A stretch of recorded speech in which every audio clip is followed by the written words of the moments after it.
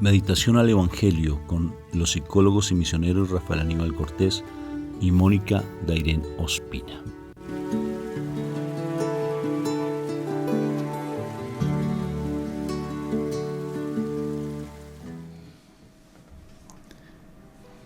Un fraterno saludo de paz y bien. Dios me los bendiga. Dios me los llene de mucha paz. Bueno, mi amor, ¿cómo estamos hoy? Bien, bendecidos. Bendecido, yo estoy bendecido, encendido en victoria. ¿Y qué más, mi amor? Y con tendencia. Y con tendencia a mejorar. Amén, amén y amén. Vamos a empezar entonces invocando a la Santísima Trinidad para que este momento sea sagrado. Por la señal de la Santa Cruz de nuestros enemigos, líbranos, Señor Dios nuestro. En el nombre del Padre, del Hijo y del Espíritu Santo. Amén, amén y amén. Padre eterno, precioso, Padre misericordioso, bondadoso, tú eres mi Padre, yo soy tu Hijo, indigno Hijo tuyo, pero con el anhelo de crecer cada vez más en tu amor. Aquí estoy ante tu presencia en este día maravilloso que tú no me das, porque es una oportunidad que me brindas para poder estar sumergido en tu amor y poder dar testimonio de que tú existes a través de mi comportamiento, a través de mi forma de ser, para que mis hermanos vean tu gloria. Por eso hoy vengo ante tu presencia para que me regales ese alimento tuyo, que es ese maná bajado del cielo, que es tu palabra viva. Ven, majestad divina, ven a mi encuentro. Toma en consideración la necesidad de mis hermanos que están viéndonos y escuchándonos. Mira lo que ellos necesitan y que ellos empiecen cada vez más a fortalecer su fe, que te conozcan a ti, y por eso necesitamos de tu palabra viva. Coloca ángeles celestiales que acampen en este lugar, que el manto de tu hija, nuestra Madre María, tu preciosa flor de tu jardín celestial, nos cubra para que los dardos del enemigo no nos hagan daño. Ven, Espíritu Santo, poder majestuoso de Dios, ven, majestad divina, acampa también en este momento, y desde este momento tomamos la decisión que nuestro cuerpo sea templo tuyo, para que tú empieces a hablarnos con voz de trueno, para que tu voz sea perfecta y sea esa espada de doble filo que penetre hasta lo profundo de nuestro corazón. Ven, Espíritu Santo, danos de tu alimento verdadero, el alimento que necesitamos. Gracias por estar con nosotros, majestad divina hermosa. Ven. Amén, amén y amén. Amén. Bueno, Moniquita, palabra para el día de hoy. Bueno, vámonos con el Evangelio de San Mateo. San Mateo. Ajá. Vamos al capítulo 9, versículo del 9 al 13. Del 9 al 13. Ok, mi amor. En aquel tiempo, al pasar, vio Jesús a un hombre llamado Mateo, sentado al mostrador de los impuestos, y le dijo: «Sígueme». Él se levantó y lo siguió. Y estando en la casa de Mateo, sentado a la mesa, muchos publicanos y pecadores que habían acudido se sentaban con Jesús y sus discípulos. Los fariseos, al verlo, preguntaron a los discípulos: «¿Cómo es que su maestro come con publicanos y pecadores?». Jesús los oyó y dijo: «No tienen necesidad de médicos los sanos, sino los enfermos. Vayan, aprendan lo que significa misericordia quiero, y no sacrificio, que no he venido a llamar a justos, sino a pecadores». Palabra de Dios. Gloria a ti, Señor Jesús. Bien, Mateo. Mateo es algo espectacular. Por eso es que Mateo, como evangelista, es como meticuloso, como que escribe, ¿sí? Tiene más, pues uno de los evangelios amplios es el de Mateo, precisamente porque tiene la costumbre de tomar apunte de las situaciones, ¿no? Y por eso el Evangelio de San Mateo, que es de él, está así amplio, porque pues la profesión de él era cobrador de impuestos. Me parece curioso pues, porque no comentan absolutamente nada específico de Mateo, sino que estaba allí sentado a la mesa y viene Jesús y le dice, sígueme, y pues simplemente él se levantó y lo siguió. Así de sencillo. Se levantó y lo siguió. Y se entra uno a cuestionar, ¿será que si en estos tiempos apareciera Jesús y te dijera a llegar a tu casa y te dijera, sígueme, tú eres capaz de dejar absolutamente todo por él? Buen cuestionamiento. Pero yo creo que Jesús ya ha aparecido muchas veces. Sí, pero entonces te ha dicho, sígueme. Y en este Realmente caso, sí. en este caso, dejar todo. Y él se iba con Jesús. Porque él no fue el único caso, ¿no? Están los otros discípulos, sígueme, y ellos se fueron. ¿Realmente eres capaz de dejar todo por Jesús? O sea, dejar tu trabajo y seguir a Jesús. Entonces uno se cuestiona algo.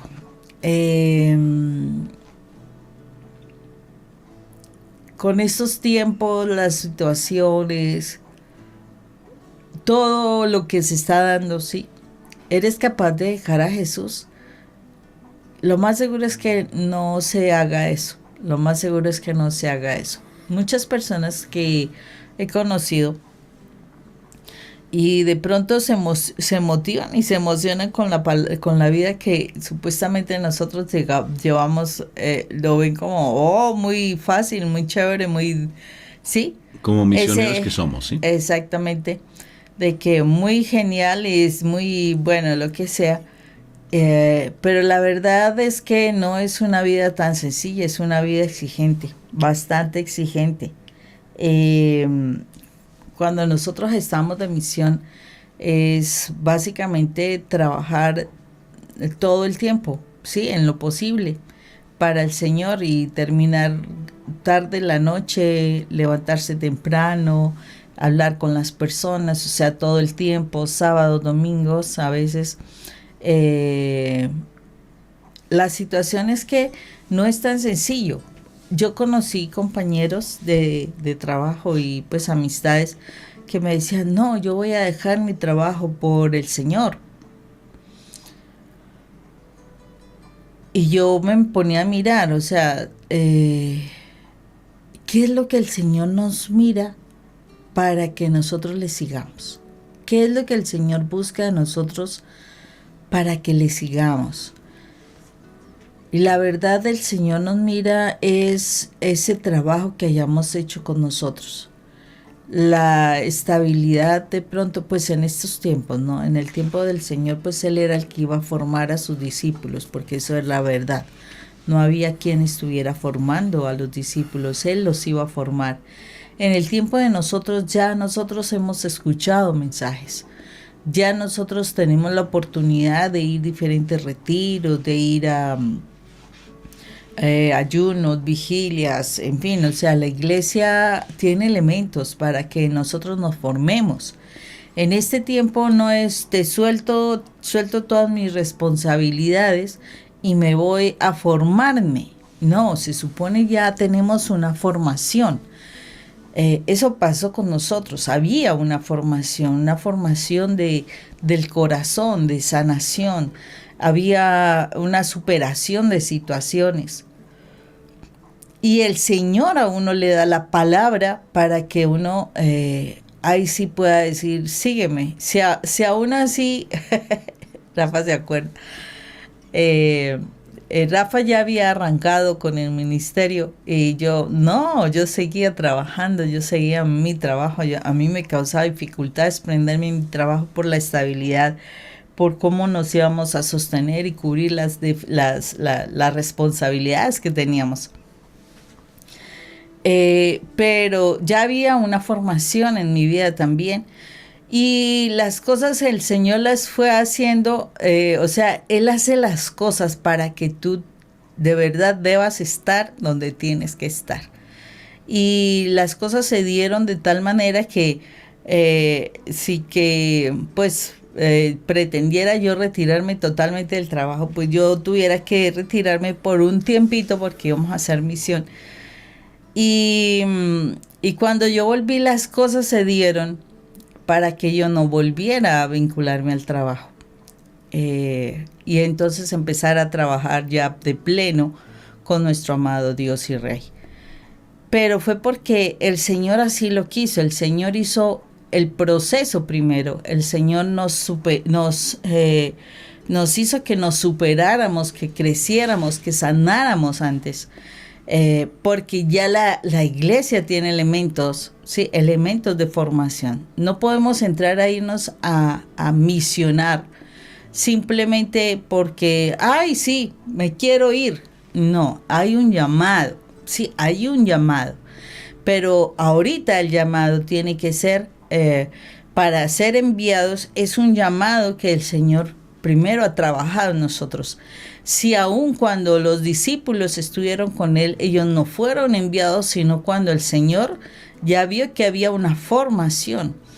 Y los hizo prepararse uno por, mandándolos de a dos en dos, los preparó para empezar a mirar eso. Pero realmente el envío de sus discípulos al trabajo evangelístico se dio con la llegada del Pentecostés, del Espíritu Santo. Con la llenura del Espíritu Santo fue cuando sus discípulos tomaron la fuerza que requerían para hacer las misiones, porque se debían enfrentar a muchas cosas. Y la verdad es que en el llamado uno se debe enfrentar a muchas situaciones, a frustraciones, a los ataques que el enemigo hace en la familia, en uno mismo, en la salud, en las finanzas. O sea, uno debe enfrentar muchas situaciones, no más en las personas que están en crecimiento.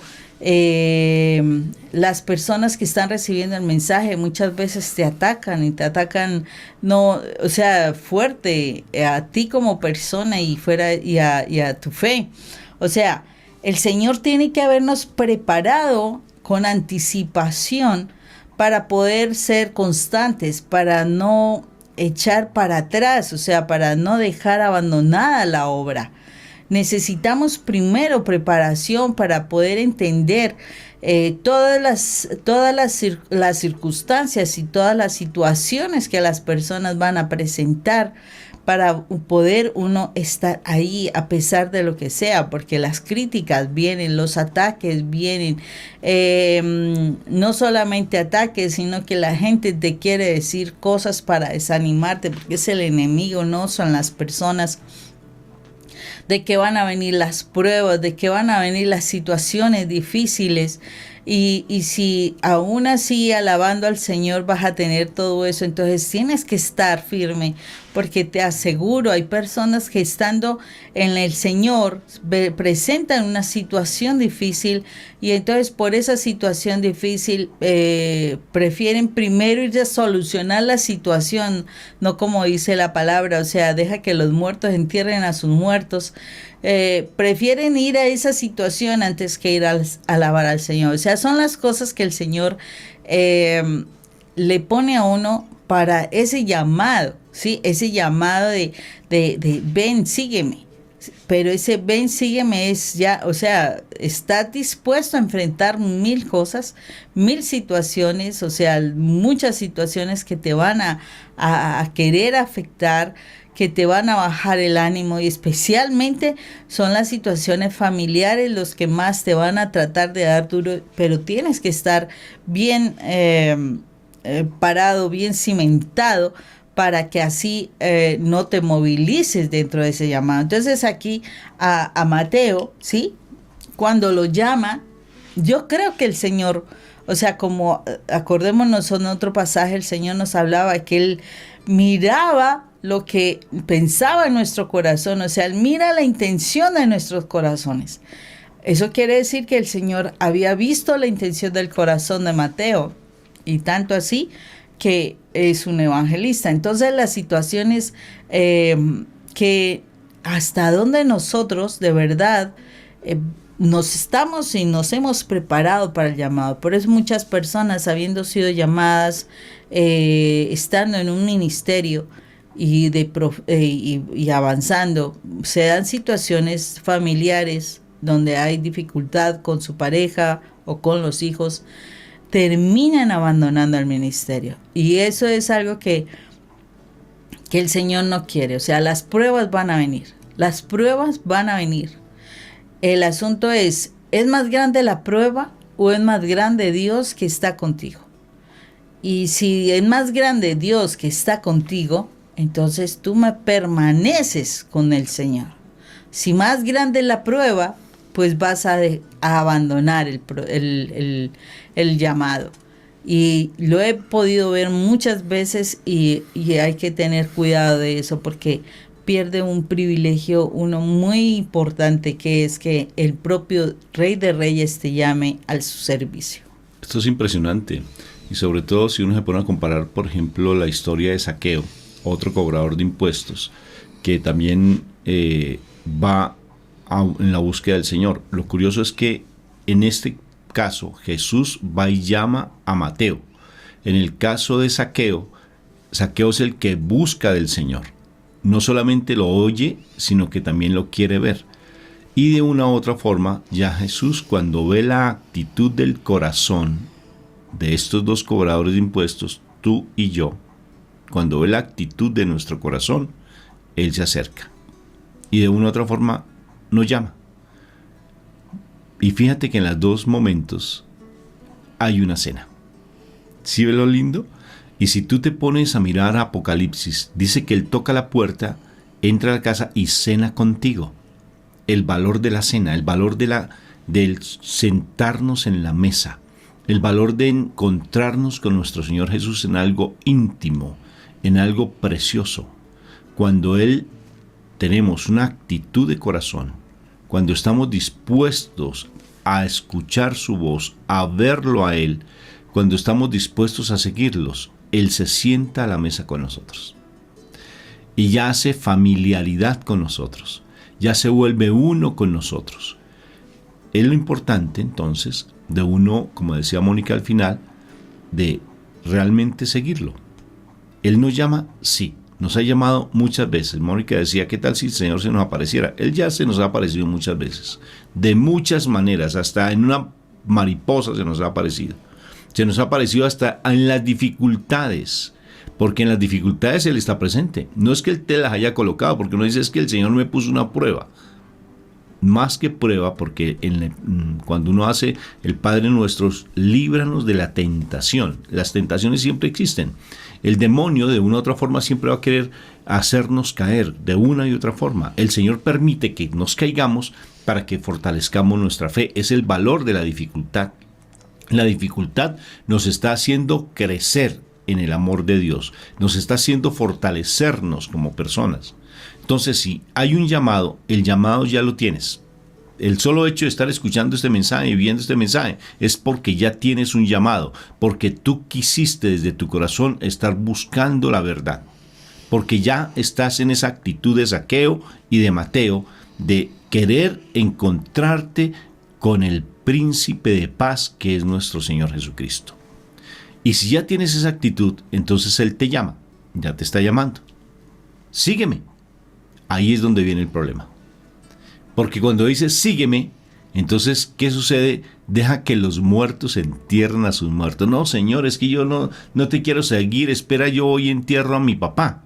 Es que yo tengo una cosa que aquí, es que fue, no, es que, y eso es que. Me toca levantarme temprano. Sí, me toca levantarme temprano y no puedo. Es que eso no es para mí, es que es tan difícil, por ejemplo, en el caso de levantarme temprano, es tan difícil para mí levantarme temprano.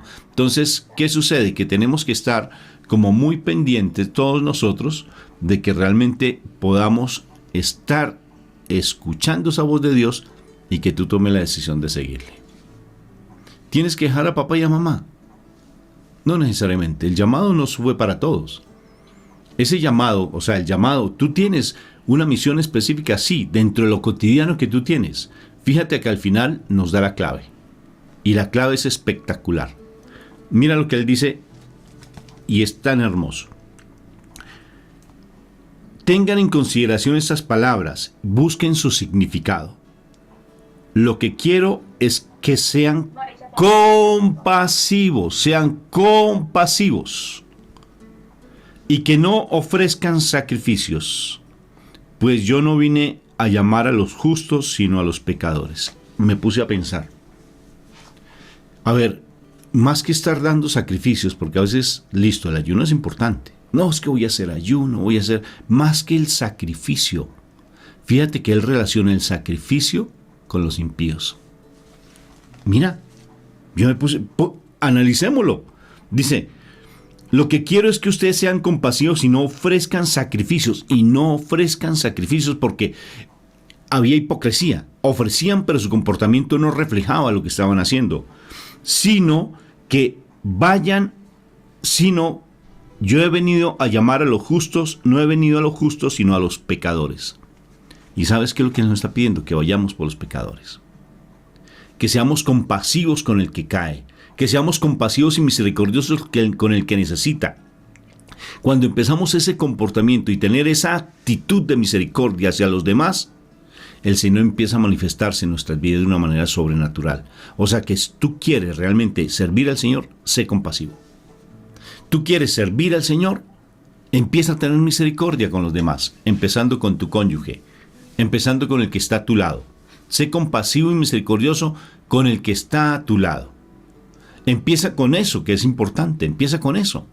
Allí, a partir de allí, ya el resto se da por añadidura. No dejes de ser misericordioso y dar. No dejes de estar ofrendando a los demás. No dejes de estar dándole a los que necesitan. No dejes de hacerlo.